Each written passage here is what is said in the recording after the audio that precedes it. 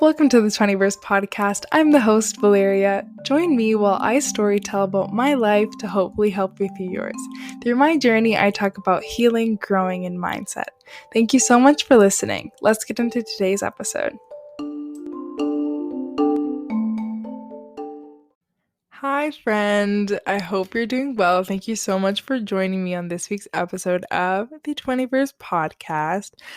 This topic was very much something on my heart that I want to talk to, and it was also requested. So I wanted to talk about toxic relationships, whether that be romantic, friendship, because I've experienced so many of them in some way, shape, or form.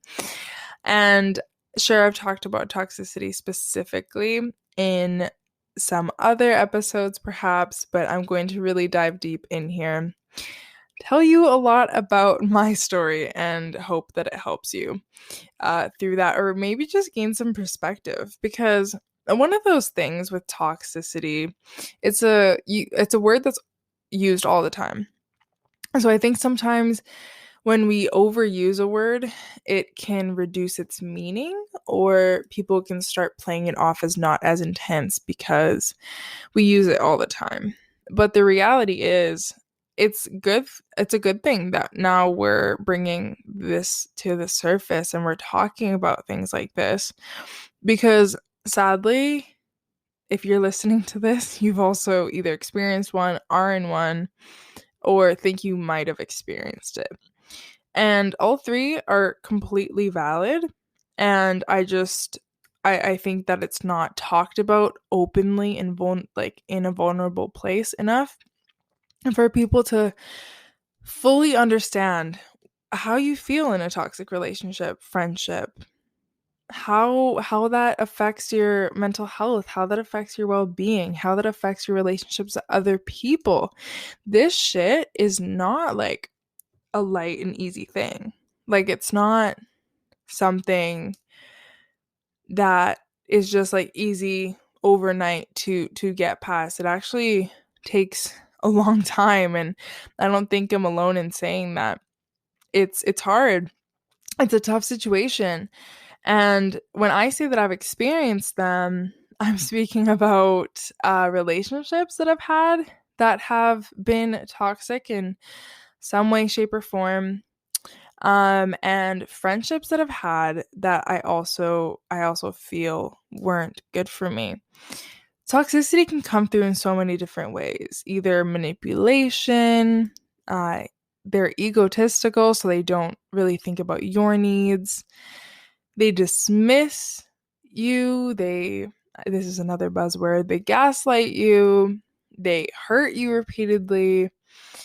And it's not an isolated incident, right? Like, you can have toxic relationship with your parents, with everyone around you. So my first experience with, let's not say first, but one of the experiences that sticks out to me when I'm thinking about toxic relationships is the one that I had when I was younger. And it started off great. There was a lot of play, there was a lot of fun moments, but it came to a point where it just felt off. And I think that's the first thing that I always feel if I feel like I'm in a toxic situation. It just feels off initially.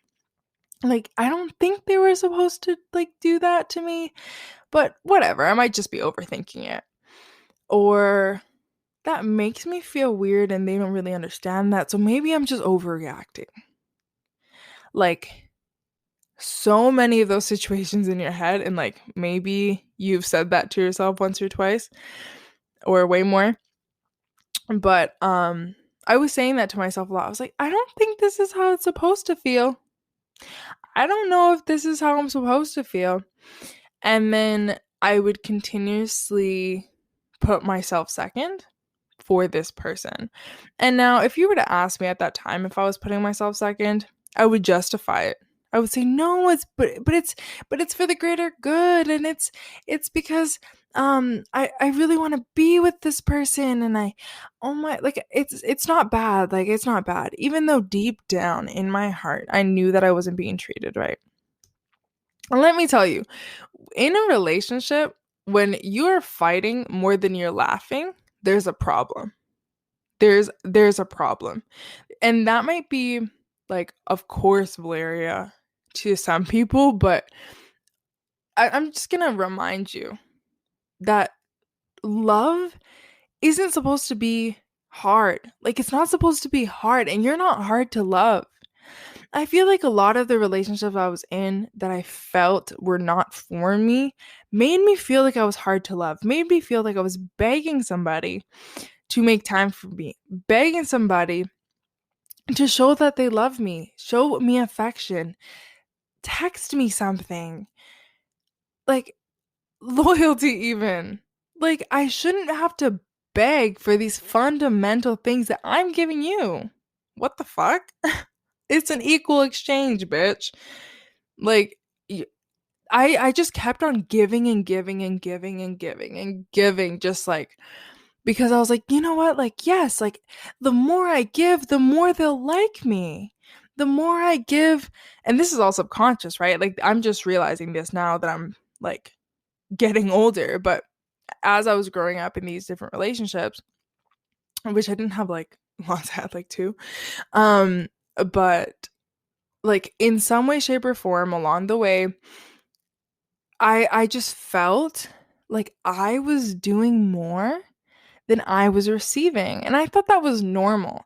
I think the hardest thing was for me that I didn't have an example of what that was not, you know? Like I didn't have an example in my friends relationships or just in life where I could be like, "Oh, that's really how you're supposed to be treated with a personality like mine?" Oh, that's amazing. No, I just thought it was normal to have to like give and then accept the little treats that the person gives me. Like, this is how I envision it now. Now I know that if someone's about you, they're about you. They will show you, and you will need to speak up and tell them your needs so that they can meet it, right? Like, don't start self sabotaging. But if you're telling somebody and they still don't listen, and they still don't want to do it, that's a choice.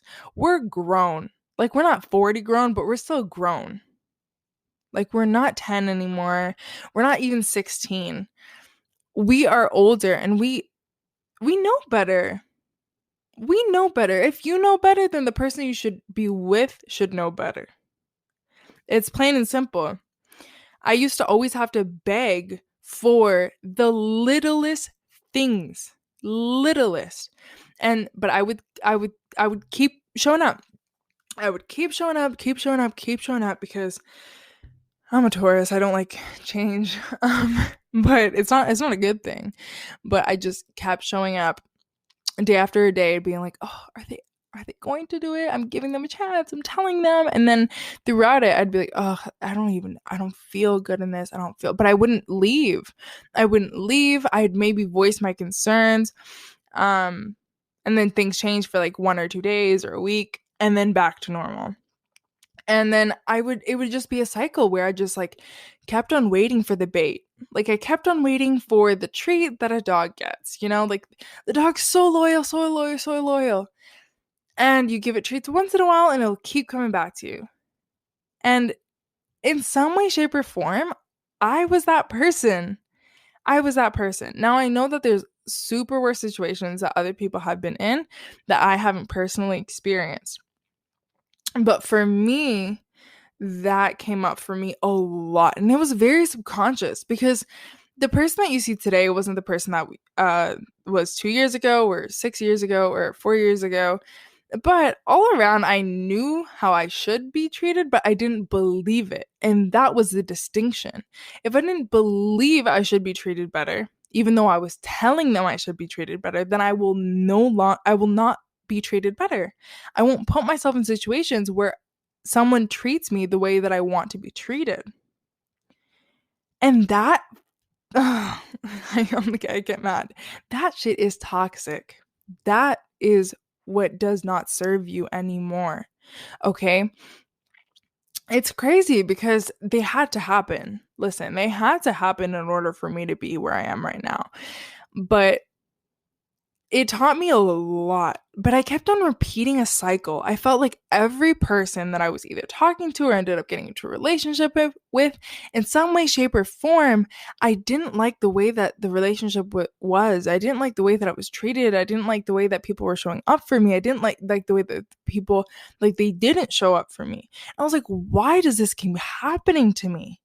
Why is this happening to me? This like vulnerable situation, right? Where like I just felt that is there no one out there that's gonna treat me the way that my mom told me I should be treated, or the way that feels good to me to be treated? Am I just too different, and would I just not be understood by people?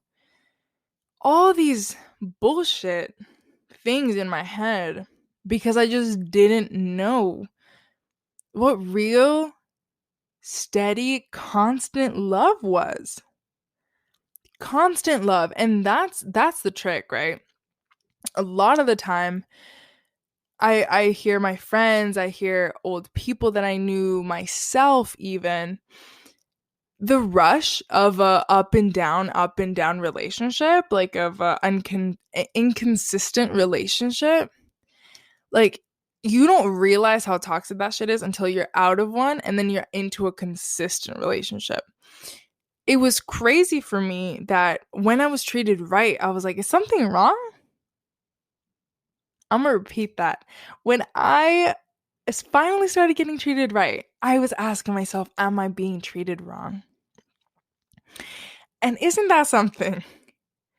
When I finally got consistent love, that did not bring me to the peaks of, oh my God, yes, they're finally showing me something. And then the depths of, oh, when will they show me something? I'm just begging. I'm just the emotional support system. I'm just everything for them. Oh, they showed me something. Oh my God, roller coaster. That roller coaster was normalized in my head subconsciously.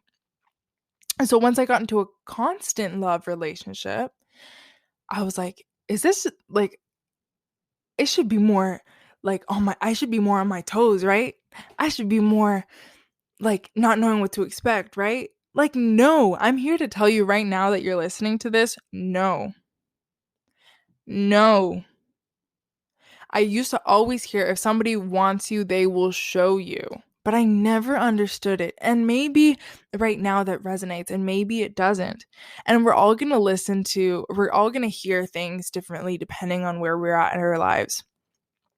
And if you would have told me this when I was like 16, 17, I would have been like, yeah, but like you have to give them chances, and like what if they don't fully know? And like start just making scenarios up in your head, but it's really black and white. Show me you want to be there for me, or show me you don't want to be there for me. It's actually show me that you want to be there for me, and then the other side is, well, you're not showing me anything, therefore you don't want to be there for me. Because a lot of the time it's not what is said, it is what is unsaid or what is not said. I always felt like I had to walk on tippy toes so that I didn't make the person I was with explode or mad or feel like they weren't doing enough. Or I just took like the role of a therapist so many times in so many different situations. And I thought that was normal. Like, I genuinely thought that was fully normal. Even though it felt like shit. Even though it felt like shit and I was asking for more, I was like, well, am I really gonna find anyone that like won't need that from me? But let me turn it on myself, because you know what happens on the outside is also a reflection of what's on the inside. I, for some reason, also thought that I had to mother people, or I had to continuously be the nurturer all the time, and found it weird that somebody would nurture me. And I know that if you haven't gone through this, it won't fully make sense, but it's something that seems so, of course, like so obvious. but it's so not obvious. Like, so not obvious. In the depths of my core, right? Because I've also always known I needed to be treated right. I shouldn't depend on no man, but that they should treat me right, they should prioritize me, all these things with whoever I dated. And then when those things stopped happening, see what happens in a lot of toxic relationships, they don't start off that toxic. The fact that I had to say that toxic, but they don't start off blatantly like disregarding your feelings, blatantly blah blah blah. Maybe you can look back and be like, oh, those are red flags, but it's not on you, right? Like it's past. Maybe you're in it right now. Maybe you have to really think about that. But um it can start like, oh, but if I could just get the person that I had the first 2 months, or if I could just get the person that I had the first month or 4 months, this would just be great. I'm just hanging on to it. I know they're there. I know. Like, stop. Stop right there. Fence. Lightsaber. Like, no. Absolutely not. That's not how it is. You can't get stuck to who somebody used to be when they are no longer treating you that way. If it was a long relationship and you have communication and you're telling them and you see effort, that's different. What's not different though is saying, I don't know what happened. I don't really know, but I still love you. I still really like you. I still want to be with you. Those words are the most manipulative words that could ever be said when someone does not change their behavior, because it's a way to keep you around. It's a way to keep you around longer. It's the dog treats. Next time you're in a scenario like that, being like, was that just a dog treat? Like, how do I feel? What's the theme of this all? How do I feel? If the majority of the time you feel shit, I'm sorry. But love is not supposed to feel like that. Not the majority of the time. And maybe you'll say, oh, like, Valeria, you're just too positive. Like, you're just in a good relationship. That's the only reason I'm saying that. But I'm saying that because I've been in both. And transitioning into a healthy relationship now, let me tell you, it was not easy. I was self-sabotaging in the beginning because I thought that love was inconsistent. I thought love was hard. I thought in some ways, was hard to love. How is it that this man doesn't require anything from me? How is it that he loves me for being me? How is it that he doesn't need me to be his therapist in order for him to continuously love me? How is it that I don't have to give him my whole heart to just get a little bit of his? Like, that learning curve was immense for me. Like, huge. I had to get out of my own way in order for this relationship I'm in to flourish, because I was so used to the opposite. Let me tell you something. If you ask somebody to change and they say, you know what, I recognize that those are my faults, and they still don't change after, that's manipulative shit. That is manipulative shit. And if you can see my hand right now, it's flailing up and down because I'm really into this topic. It's not all right. And if you have anybody that says stuff to you that are degrading, first of all, I'm so sorry that you have to experience that, or you had to experience that. No one should feel like their person that they're with are degrading them. Ever. I don't care. Ever. And second, it's a reflection of their internal world. If they didn't care about, if they comment, oh, you're wearing that, oh, you're getting that, oh, but didn't you just like have that last week? Like, that's just how they speak to themselves and they're projecting. And that's not an excuse, right? You're not going to start using this as, oh, but they're just projecting. I can help them. I can help them change their inner reality. Absolutely not. It is not your job. You are not a parent. You are not a support therapist. You're not. It has to be a mutual exchange of energy, because you will feel drained. You will not show up as yourself. Your relationships around you are going to crumble because you're always mad. When you're mad internally, when you're frustrated, it comes out. You can't hide it. I can see through people right away. And most people can, if you're being honest. It's so important to not minimize the experience. I think one of the hardest things when trying to get out of a toxic relationship, is the mental part. Like, if you guys don't live together or anything like that, it's a mental game. For me, it was a mental game. For me, it was, well, they're not really doing anything wrong. They haven't given me anything really concrete that I can say, oh, it's not for me. So if they're not giving me a concrete evidence, then how am I going to be right about breaking up with them? How am I going to be right if breaking this relationship, breaking this friendship? How could I be right if they never gave me anything concrete? No, shut that off. Shut that off. That is your brain trying to keep you in the same place you've always been because of comfort. Because of comfort.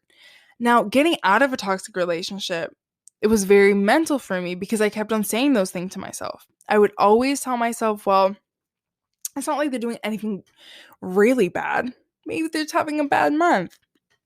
Maybe they're just having a bad 2 months, a bad 3 months. Oh my God, are they? I don't know. But then I just kept on staying around, I guess. And it's not supposed to feel tightening. It's not supposed to feel like you're controlling somebody. And I've been guilty of that. Let me tell you, when I talk about toxic relationships and toxic behaviors, two people play in that scenario. Okay, I'm playing the game just as much as they were. Now, I would like to say, outwardly, that's weird to say, but I've been never told that I was hurting somebody's feelings or anything like that. But I can 100% say that once I felt that there was no trust, once I felt that I wasn't getting my needs met, and I would say something, I would then bring out my toxic traits, be like, oh, okay, so subconsciously I would try to control them in some kind of way. I would try, the ugly parts of me would come out. And that's really what it does. Hey, if you're in a bad relationship, if you're in a bad friendship and it doesn't bring out your light, it doesn't feel like you can shine. It feels like you're hiding. It feels like you're changing to help somebody feel more comfortable. Fuck that. Fuck that. I had someone once tell me, oh, don't do that. Oh, that's weird. Oh, you're too old for that. Fuck you. No. I felt so constricted, and freedom, in my defense, is a huge thing in my life, or in their defense, I don't know, is a huge thing. So I do get more triggered, and I notice more instances where I feel like I'm being put in a box. So though that doesn't help me, telling me no, you shouldn't be like that because of X does not help me. It doesn't. Absolutely not. So that was a common theme. And I think obviously as we're growing up, we're learning how to communicate in different ways. But communication, I know everyone's communication is key, but I'm telling you, communication and listening is key. If you want to communicate, but the other person listens for 30 minutes and then does the same shit the next 2 weeks, and then they take a break from or they try to put more effort and they just can't sustain it. That is toxic behavior. And it's just not right for both of you. It's not right for both of you in this scenario. And this can be a relationship or a friendship, whatever's coming up into your mind. It's just, you don't need to have a reason. Let me reemphasize that. You don't need to have a reason to leave a situation that you don't feel good in. And now maybe it's like, oh, it's not like that I don't feel good, but it's not that I feel good. No, then figure it out. Like, figure it out. You need to believe that you deserve better. If you were your friend, would you be like, oh, yes, girl, be with that person? Or yes, boy, be with that person. If you wouldn't hype your friend up for being with the person that you're thinking of or the person that you were once upon with, then reevaluate. Sometimes it's so hard to prioritize ourselves and know how we really know, oh, but it's just like me overthinking. No, absolutely not. So think of somebody else. If somebody else was being treated the way that you were treated, what would you say? How would you hurt? How would you advise? That's the hardest part. Identifying that you deserve better. And let me tell you, this is not a linear process. Like I told you, I got out of a relationship and I was like, oh, I feel like I do deserve better. But then it came up again when I was in my relationship. I was like, wait, do I deserve less? It's something like I had to work through, obviously, and I'm like, it shows up in different aspects of my life now, but it's just so important to recognize that it doesn't have to feel bad to be exciting. You just have to reframe the way that exciting means to you, the way that love feels to you. What you accept is love. How do you love yourself? That was a huge one for me. Huge one for me. If I don't treat myself well, it takes the other person a lot of character and a lot of just good personness to not treat me the way that I'm treating myself. And with that, just recognize when your toxic behaviors come out, because they have toxic behaviors and you have toxic behaviors and I have toxic behaviors and your neighbor does and your parents do and everyone around has toxic behaviors. The only thing is, are you willing to change them? Are you willing to change them and sustain that change? And that's just some bullshit to like put some breadcrumbs on the floor so that's like it can be followed. No. Like, show up authentically, show up with your truth. And the person that you're supposed to be with, the friendship that you're supposed to be in, will not limit that, will not make you feel like shit for that.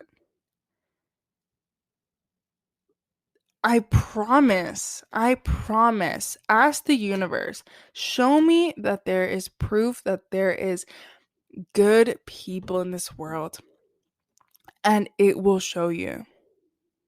The last thing I'll end here with is, ask yourself, how many yellow cars did you see today? Maybe you can't think of any because you weren't thinking of yellow cars. Well, tomorrow, today, later today, right now, if you start looking for yellow cars, you'll find more yellow cars. And if you look for more bad things, you're going to find more bad things. If you look for more good things, you're going to find good things. So you're going to find what you are focusing on. So focus on finding great things in yourself. Focus on finding why you deserve the best in this world and the best that this world can offer. And then make your decisions accordingly. I loved this episode. I know you did too. Thank you so much for listening. You can rate it on Apple Podcasts. It's super easy and I would appreciate it 100%. You can go follow me over at the 20verse on Instagram. And I will see you next week. DM me with all your stories. I would love to hear from you. Okay, bye.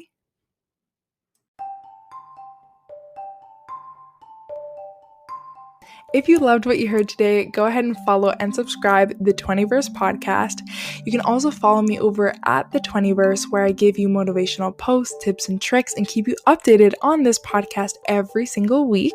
Send it to your friends that are also in the 20verse. I'd love to hear their thoughts, and I'd love for them to join the family. Thank you so much for listening today, and I'll talk to you next week.